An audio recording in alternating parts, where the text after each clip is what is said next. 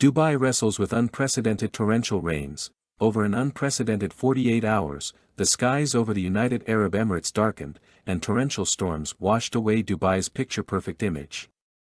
Approximately 25 centimeters, 10 inches, of rain, roughly twice the UAE's yearly average, fell in a single day, leaving much of the city's outdoor infrastructure submerged.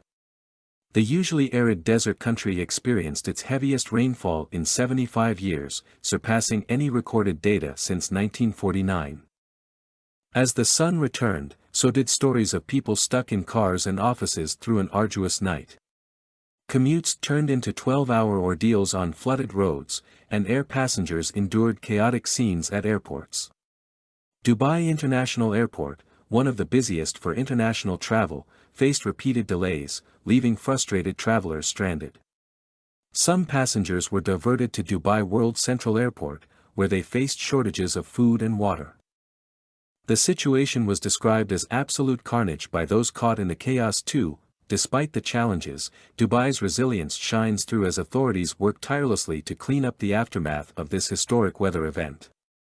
Mother Nature's fury lashed out, but the spirit of Dubai remains unyielding.